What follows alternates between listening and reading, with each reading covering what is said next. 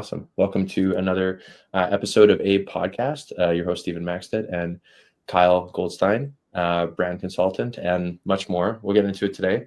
This is a cool segue. We were just having a catch up recently, so drag you on the pod as soon as possible to talk about a couple cool things, but in general, just share your story a little bit more, Kyle. I think it's incredibly interesting. Since the first time we were on a panel together, I ended up moderating, you were on it, and stuff there. And it's been great to get to know more of your story along the journey, and excited to have you on today. So thanks for making time. And I'll pass it over to you to share a little bit about you to the listener. Yeah.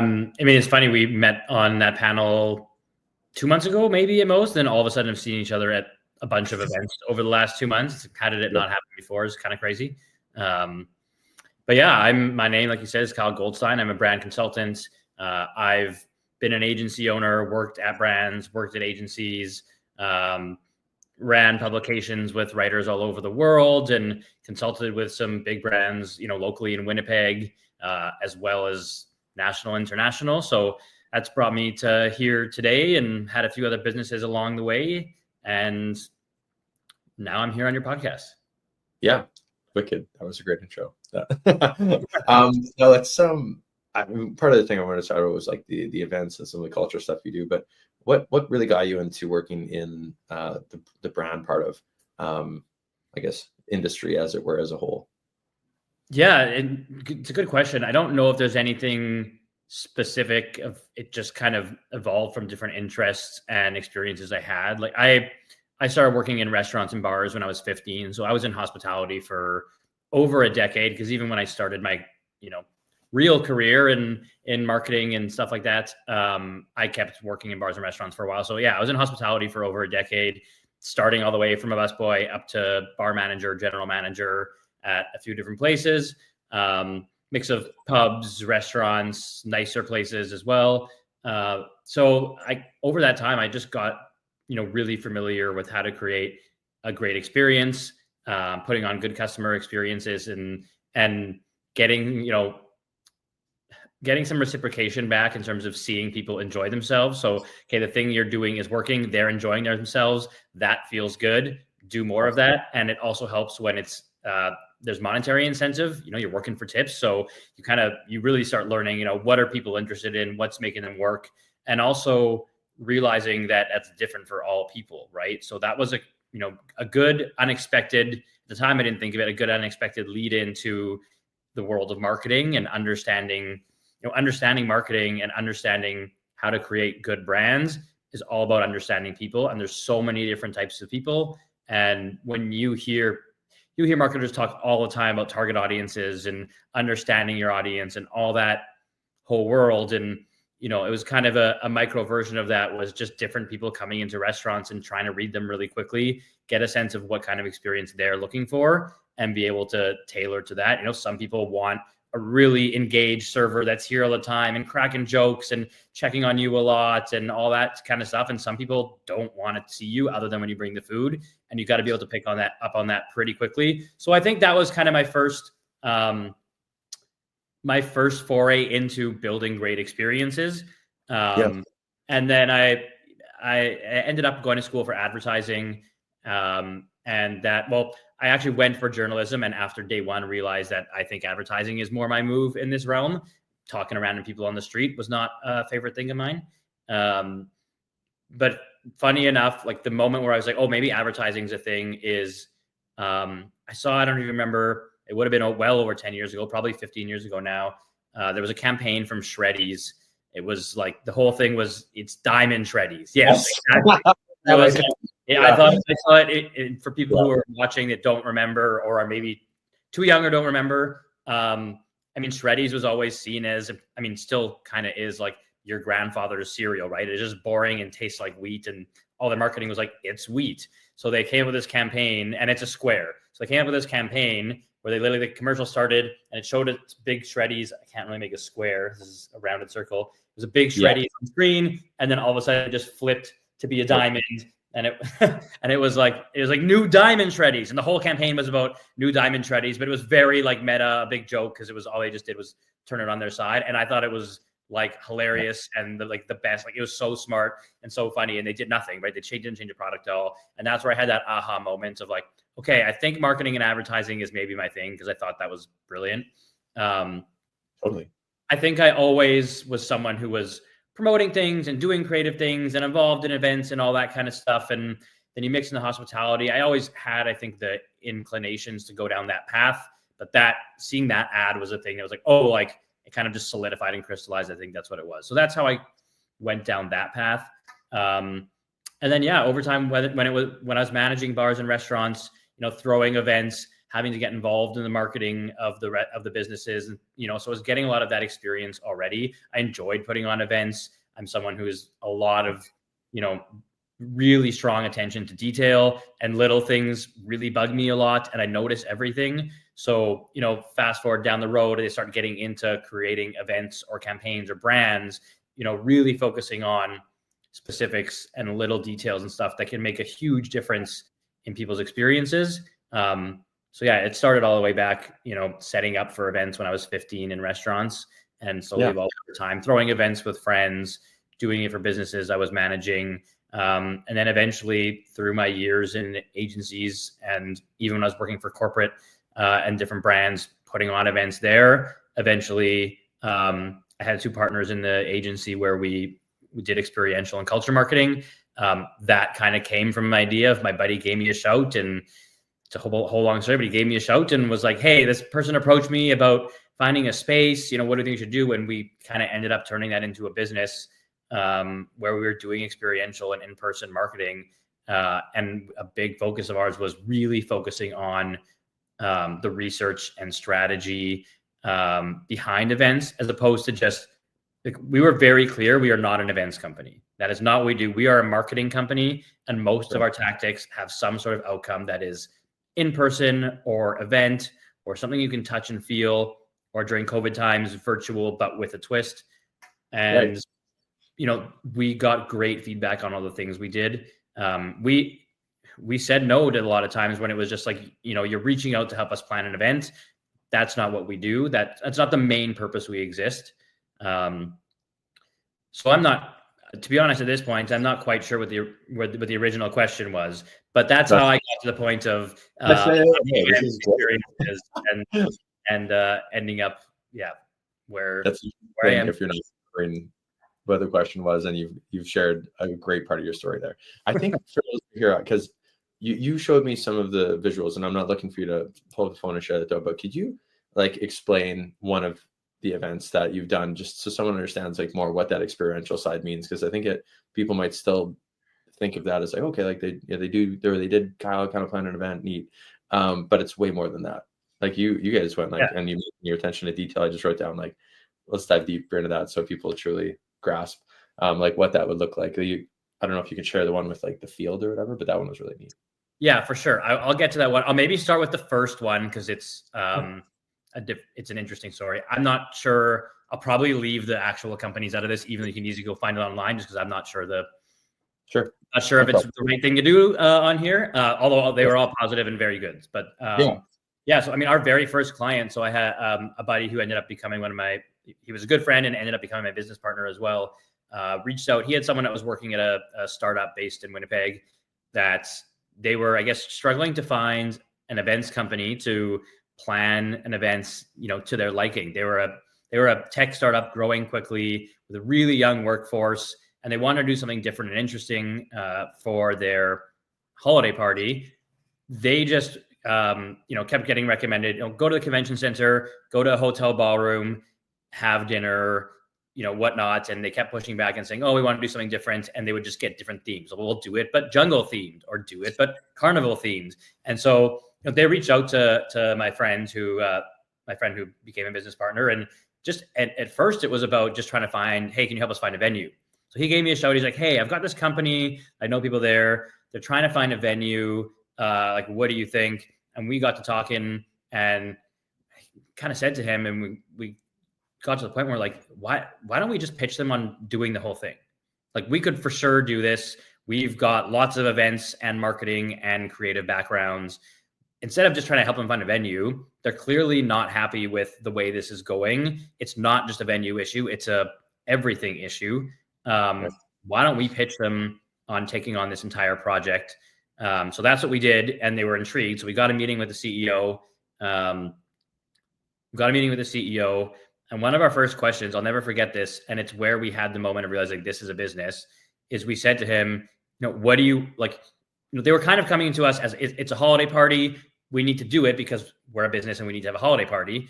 But we said, what do you want your employees to think? Like, why are you obviously you're doing this to have a holiday party, but what do you want your employees to think? Why are you, deciding that it makes sense to allocate budget to this?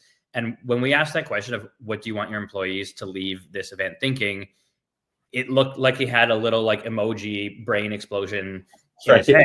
And even said it. He's like, I've never even thought about that. That question has never crossed my mind. Never even thought that, this can actually have more of a purpose beyond just having a holiday party. Like it's internal marketing, it's culture marketing, and it's massive, especially at big corporations, especially ones that are growing really, really quickly. So that got us the contract right there.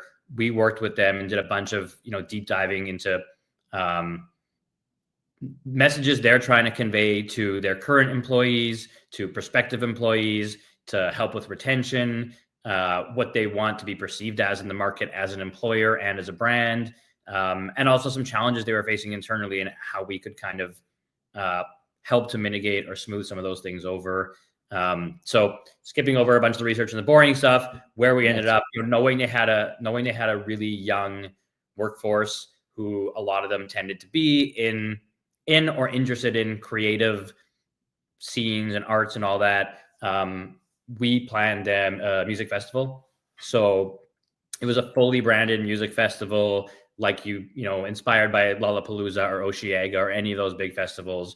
So we took over a bar in downtown Winnipeg that had 4 different rooms in it. So we could have different rooms that were different stages.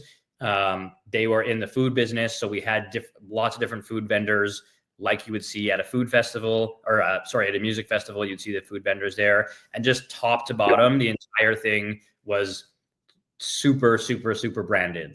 Just like you'd be at a music festival, everyone got, as if you were VIP at a festival, you got a lanyard with the company's brand on it, and your lanyard had, it looked like a VIP badge, but it had your important information. It had tickets you could rip off on it for drink tickets. You walk in, the walls were covered in branding. The stages were branded. Every drink cup was branded. Everything you could do, see, touch, feel, experience was in the brand. And a lot of things we pulled out from different parts of their brand. We went through their brand guidelines and strategy and everything about them and pulled out lots of pieces. And they were, a big part of their story at this time was they started, all working around a ping pong table, 3 people, to growing to, I think at this point they were 300, maybe. I think when we started talking to them, they were 200, and 2 months later, by the time the event happened, they were 300. They were growing like crazy. So a big thing about their storyline, we pulled out, they were already maybe been around for 5 years at this point, but we're just starting to finally get the crazy scale. So we, made a big timeline of every important event that's happened in the company, including, because it was a big thing to them, when they could finally afford a good espresso machine.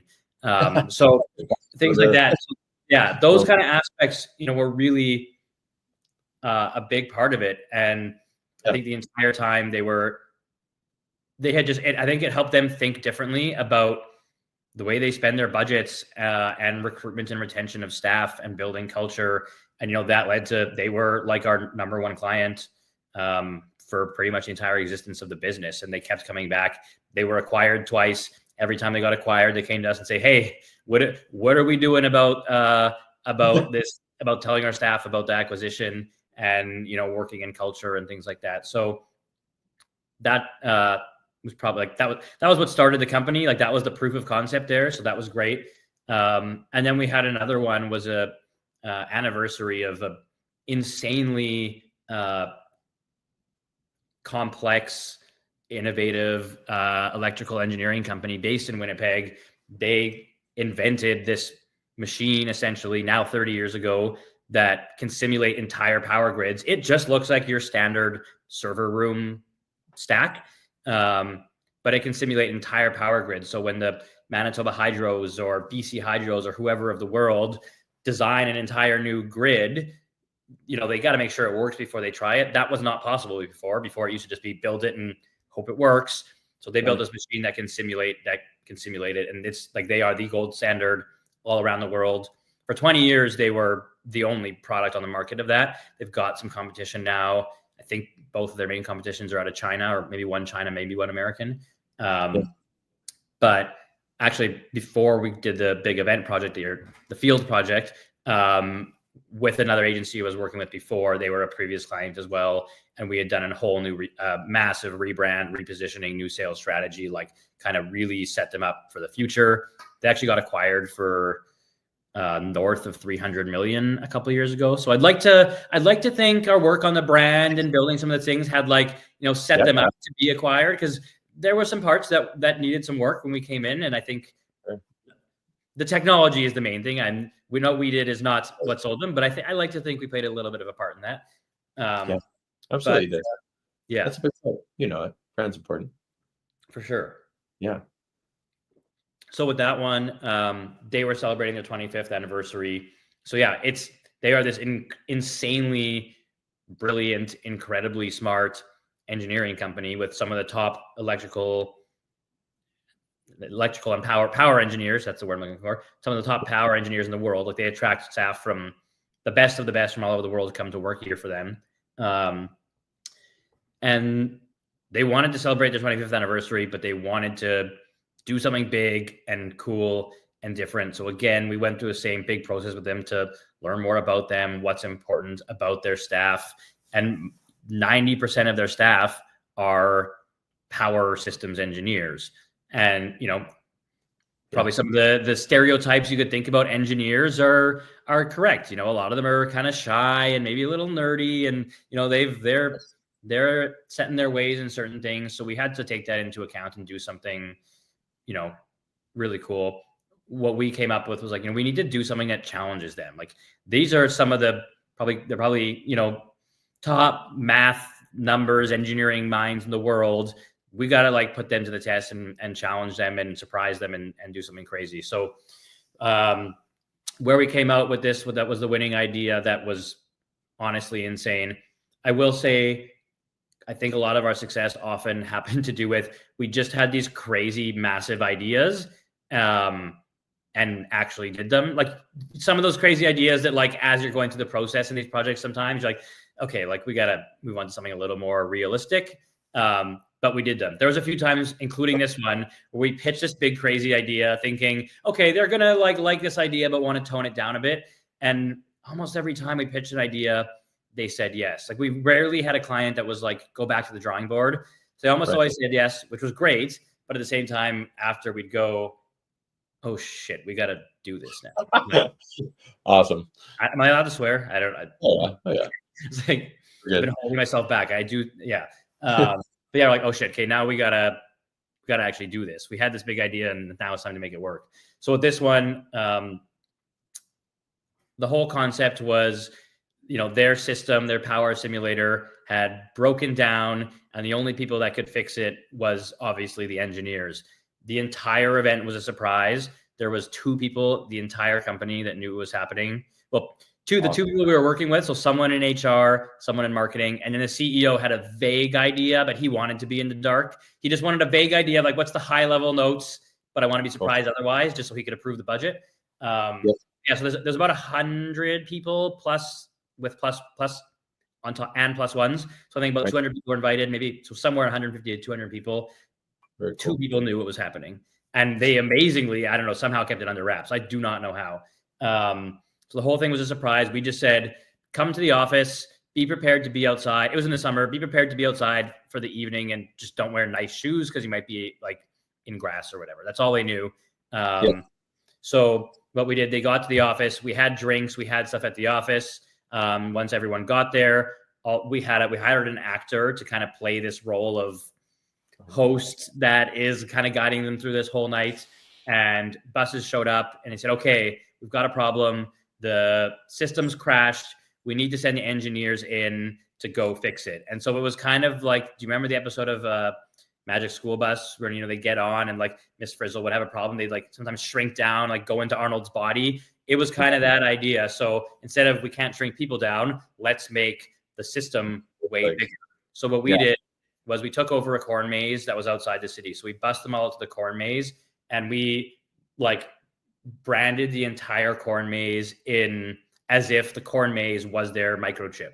So they're, you know, they had to walk to the maze. So in the maze, there was close to 20 different stations. So they got off the bus. We divided them into 3 groups with buffs like they were on Survivor. So there was individual prizes, but then there was also team incentive, which, you know, there's individual prizes and things you could win in there. But then there was also whichever team got all of their people out of the maze first, they got a big team prize as well.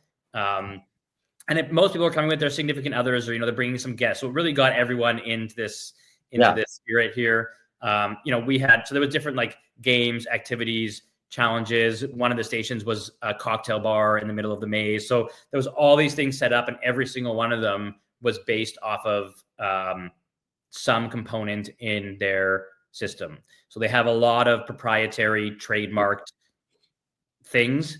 So every single component, every single station was named after, inspired by some piece of the equipment that they create and work on every day. And in it, when they went to each station, they got a stamp, like a little passport that they, you know, stamped at each station. Depending on how well they did, they got a certain amount of tickets, as if you're at an arcade. And then at the end, they could take those tickets we had tons and tons of big prize library. They have a part of their system is can't remember what it's called now, but they have some sort of library as well as part of their system. So this was like the prize version of that library. So you could take their tickets, go buy prizes with their tickets. So that whole thing, and, you know, you got off, there was massive banners everywhere of, you know, the simulators crashed, and, you know, their branding. So like you got off and you were like, oh, we are literally entering the world of this brand. And so that's where it comes to the details of, like, you know, we could do this thing in a corn maze, but, you know, you could just put some things in the corn maze and whatever, but there was massive banners everywhere, signage. The bandanas they got were custom branded bandanas. The passport, like every single thing had their brand on it to make sure, like, that's what we wanted to drive home. After the whole maze component, and even on the games that we rented, like, we covered over the branding that they normally come in, and it was branded in their stuff. After that, we had like a big dinner. Big dinner, campfires, all this stuff going on. So we were kind of outside the city. You know, the food was named after relevant things to the brand. All the cocktails were relevant to the brand as well. And we had a party in the barn after. We just did so many things to try and give, you know, I don't like to say something for everyone because that sometimes gets diluted, but hitting the people we know generally a lot of these are, but, you know, we had areas people could go sit by the fire quiet outside, or they could go in and party by the DJ. Wrapped it up with fireworks, because who doesn't like a more or less private fireworks show? That was wild. And then got everyone back on the bus and bussed everyone back into the city. It was all like a 3 or 4 hour thing. So it was crazy. We've been planning it for a very, very long time. The logistics for everything of this was massive, including, like, you know, we're setting up stations in the maze, and the amount of times myself or anyone else working on it got lost in the maze trying to figure out where to get out. Like, where are you? And, like, there are emergency exits here or there that, like, but, you know, we had people getting lost in the maze, like bartenders calling, like, I'm stuck, I can't find the bar. So things like that. But then also just the logistics of getting 200 people who don't know what they're doing to show up, bust them out to this place. We were like, you know, whenever you're doing events, you've got your timeline and run of show of things that are happening. Unless you're doing like a stage show, it's rare that you've got things planned to like the minute and second. But we were like down to like seconds and minutes with every single detail that happened. One of the buses broke down, and so we're like, oh God, this is not a good, like, before they even left, one of the buses broke down. So everything ended up working out perfectly, but it was, you know, 3 or 4 hours of like being on a roller coaster. Like, is this going to work? And it all worked perfectly, and everyone was blown away. Client feedback, everything feedback was amazing. The video content that produced, like, it obviously worked on you. It's like anytime we were trying to sell people on what we do, or people were asking, we just send that video, like, here's what we do. And that's fantastic. I mean, it definitely kind of I think it's a good time for segue because I want to talk about this. Pump Your Tires about something else that you did, but it really showed. I had not attended one of these events, obviously, but you've told me about them. You showed me some photos and stuff, and I was just like, this is unreal. Obviously a highlight for me. Why I want to have you on here and share that story. But even being in an event recently that you hosted for a launch of another product, if we may head that path, and it just really showed the level of detail that you do truly think about everything. And the release of this product with a little bit of build up here is I may say this a little incorrectly, but it's an alcohol brand that you and some partners have created over the last few years. It's tied and connected to colors and also like an art style aspect of the brand, what you guys have created. And with that color, this one was released as violet, and everything in there was like down to a T. I felt like I was at like this like really high, it's a high-end product. So at this high-end product release with like different like things on there for tasting notes like you'd get from like a really unique like wine experience. And I've gone on a lot of those tastings. Like I told you, this is like the best thing for me to go on, because now I'm going to die hard for the brand because I've had the experience, right? Like I've been there. Because well, anytime I go on like brewery tour, winery tour, this is no different. And then I get like super attached to that brand because of it. I thought that experience was amazing, and the level of detail that you put into that, and the rest of the team that you work with on that too is just top level. So after having a first-hand experience there, and okay, now I want to hear maybe a little bit about the brand from your end of things. What's going on with the alcohol side of things there? Yeah. Well, first of all, appreciate it. Thanks for coming, and thanks for those words. It's nice and rewarding to hear that, because we put a lot of effort into it. It's funny. So these brands I'll talk about because it's a current thing that we're on right now. So yeah, the brand's called A Chorus. It's funny. It's something that we have been like 4 years it took to get to last week to like, be able to launch the product. It started as a side project, if you want to say that, from the culture marketing agency I had. And I'll go back to that agency for a second because it's kind of relevant here. Like the whole reason why we start, not the whole reason, but a big thing of the reason why we started, like we want to do cool shit for clients so we can get the money to be able to do cool shit for ourselves. Like that was the thing. We're like do cool stuff with cool clients, like that's the dream. And we were lucky to be able to do a lot of cool stuff with a lot of really cool clients and cool people. And, with the hope that we can fund some of our own projects and brands and stuff like that. And it worked. I mean, we did also, we had our agency opened a clothing store in Polo Park, which for people not from Winnipeg is the #1 mall in the prairies. So we did that in partnership with Hudson's Bay. So that was a really cool experience. This was one of those other kind of sub brands that it was for a lot of reasons, mostly related to R&D, and then COVID and just like a million things happened and took a while. But like one of my partners from that business, another person we work with a lot, launched this brand with Patent 5, which is a craft distillery in Winnipeg. So we're all partners together.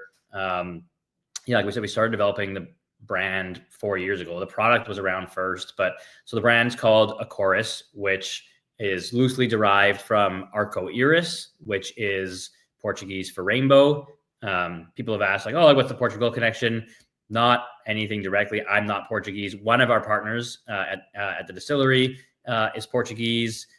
I've done a bunch of work with Portuguese companies and gone to Portugal for work. So there was some connections there. We were kind of just looking to find something that worked, because we actually had a different name before that I won't talk about, because as we're going down the path, we were like, we can't get the trademark to this. There's already something in that realm. So we had to leave it. Even though we pretty much kept the exact same concept, we just needed a new name. So the concept was, we really wanted to try and take traditional or forgotten about or kind of outdated recipes or famous spirits and put a new twist on them, reinvent them, maybe bring them back, make them popular again if all goes well. Or just sometimes make better versions of things that we think are good but could be a lot better.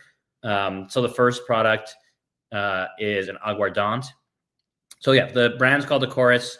The tagline is taste in color. And the whole idea is that every release is a different color, and we'll create an entire experience and vibe and feeling around each color. So the first release is called Violet. So everything is violet and purple in color. The product is an aguardente. So that is a Portuguese style grape-based brandy, similar to a grappa, which is Italian in some ways traditionally. Yes. It is it's a brandy, so it's distilled from grapes, usually aged in barrels for however many years. You get it, and it can be quite intense. And if anyone's had a grappa, it is very similar. Like, quite intense. A lot of people don't really like it. It tends to be like, your Portuguese grandfather's drink, or you have it like at the end of the night, like nightcap or after a meal type of thing. So yeah, that's what the first product is. So with ours, we use Canadian Gewürztraminer grapes, which are a sweet and floral grape, usually grown in Ontario or BC. We're in Canada. There's not a lot of other places to grow it.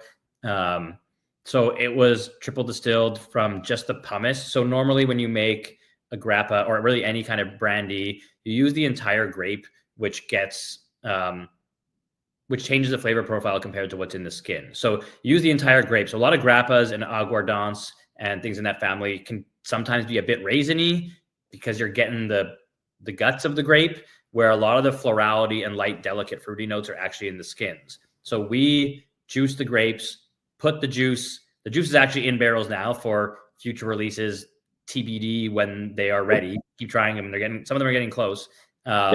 Just part of this is you're working with products that need to sit and age for a while. So you're kind of sometimes, you're going at an extremely slow speed until you're not, because it's ready. And now it's okay. Now we got to get it to market. It's ready.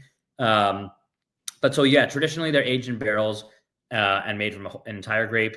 We just use the pumice, which is the skin. So that means a lot of the florality and fruity notes and the delicate stuff is maintained.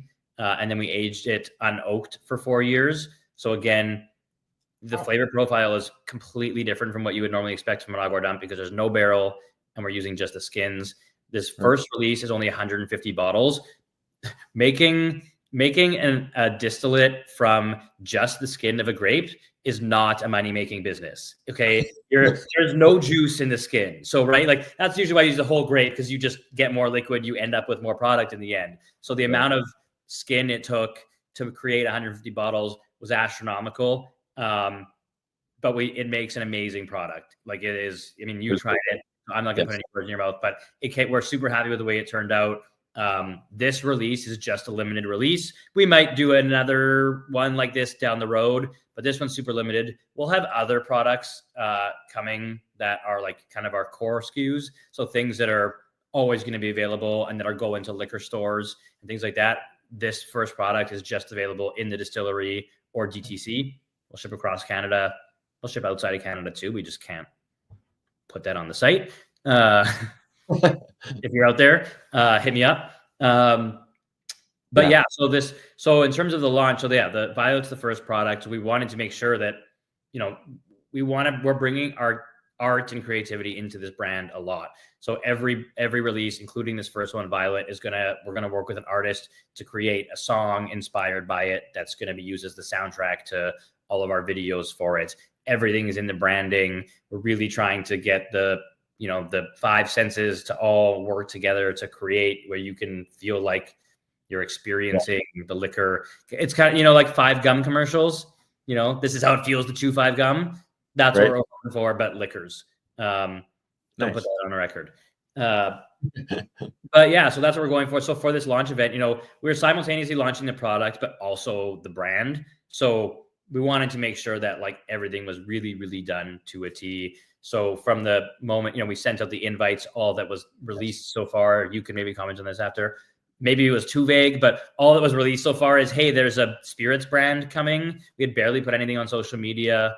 And then, invited a few like friends, some influencers, media, bar people, those kind of things to get a group together to launch the brand, get some feedback, talk to people, see what they think, all that. So the invite went out fully branded.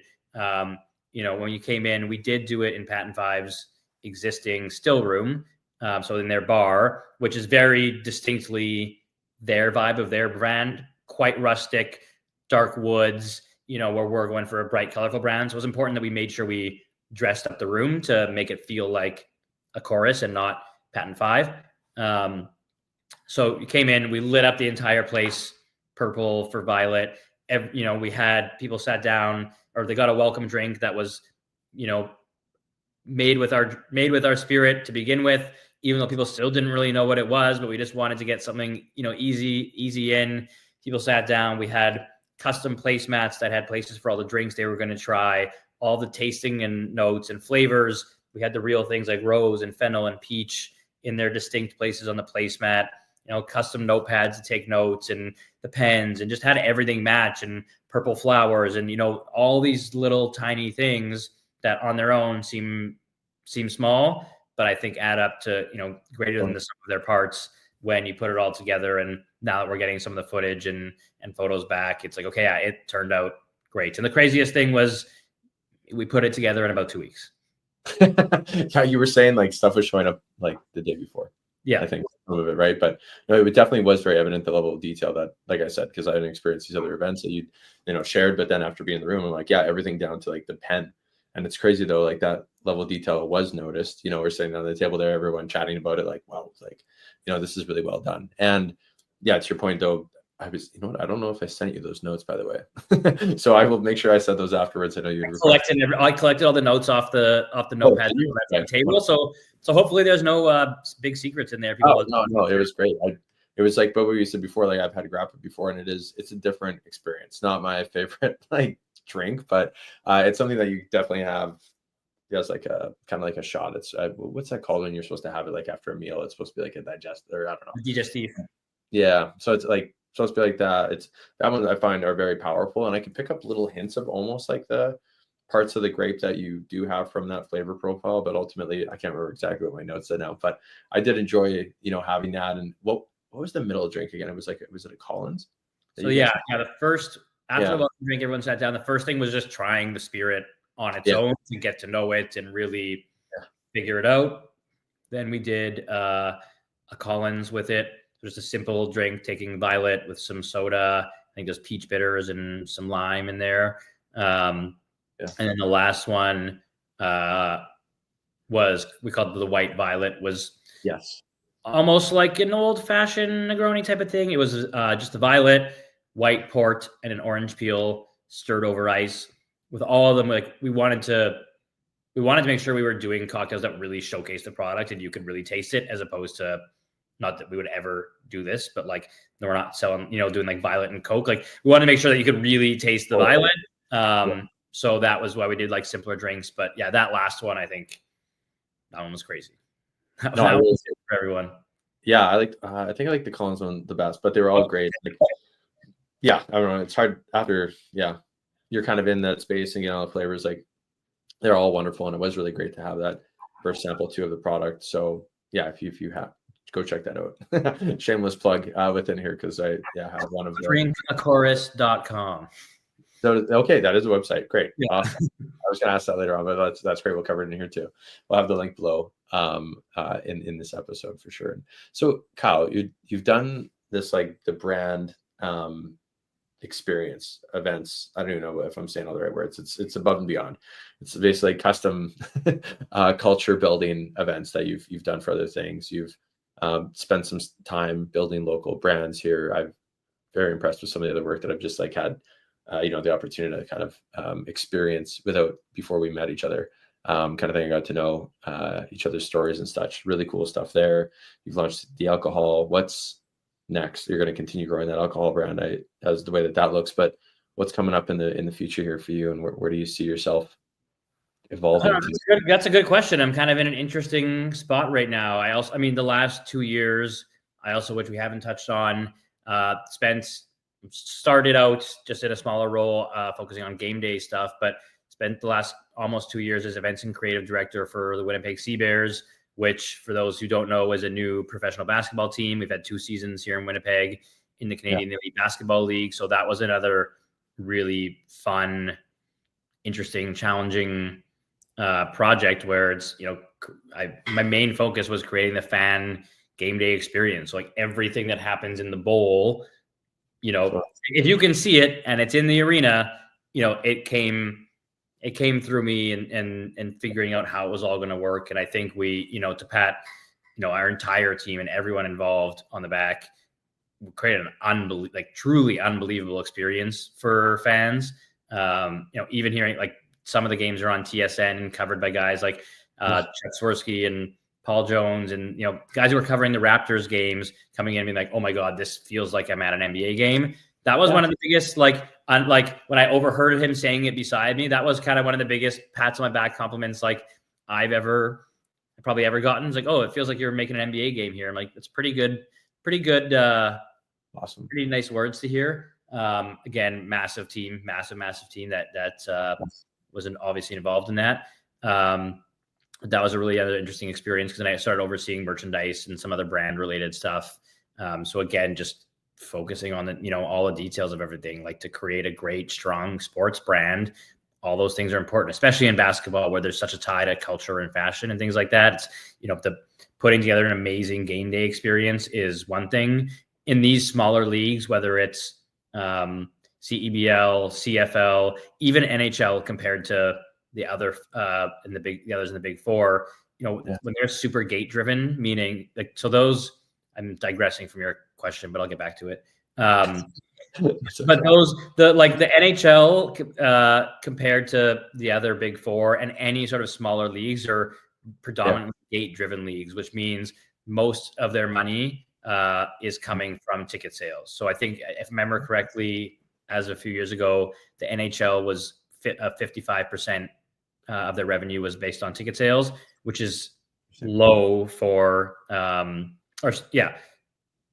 high for the major four. Like, when you talk about NFL, NBA, obviously ticket sales are important, but they're not as, they've got massive global media deals and merchandise sales and all this kind of stuff. So, the NHL at 55% of their revenue being ticket sales is a really high number. You go to like CFL, I think is probably somewhere close to 80% maybe. And then you got like CEBL, CPL, and, and some of these smaller leagues where it's like, I don't know, 98% of all the revenue is ticket sales, right? There's some sponsorship, there's some merchandise sales, but they're really, really reliant on their game, which is, so for us, so again, the game day experience is the biggest, most important thing and the biggest marketing tool we have to sell more tickets is come have an amazing experience and buy more tickets. But everything is important in creating a strong sports brand that will help in other ways, right? So, beyond the game day experience, obviously there's sponsorship and, all these kinds of things that can help sell more sponsorships, but making sure that the brand's all together in all these different areas and selling the merchandise and, the marketing team and creating incredible videos and content and all these things really work together for, to create a good big picture. And so that was a fun last couple of years putting those things together. And in terms of what's next, things are a bit up in the air right now. I'm kind of piecing some things together. I'm freelancing right now. I've got a couple of clients that I'm doing some work for, focusing on the liquor brand. We will have our second release will probably come should come in Q1 next year. And that one will be a core one that sticks around. So that'll, be another big push. Then in terms of what's next and bigger moves is kind of a TBD, wait and see. Awesome. I love that's a great recap. And I know that you are kind of going through a transition there. I just wasn't sure what, maybe there was an update in the mix here. So I'm excited. I'll come back for the reunion show and give it up. Yeah, we'll have like a huge panel. We will have some repeats for sure. I'm looking forward to definitely doing the 2.0 here. What if someone's trying to like reach out to you and knowing that, you're figuring out like the kind of next steps and stuff here, but if they're curious to reach out to you, what's the best way to do that? Find you on like social medias and stuff like that? Or social media is great. Instagram is for sure the one I'm on and checking the most. LinkedIn's not too bad, although I will admit I can't stand the messaging platform on LinkedIn, so it's not something I'm checking every day often. Yeah, Instagram, any of my socials are fine. They're all at Kyle Goldstine. There we go. Premiered here. Let's try that one again. They're all at Kyle Goldstine, spelled exactly like that. It rhymes with fine. So if you're forgetting, and feel free to hit me up. No, that's great. Well, awesome.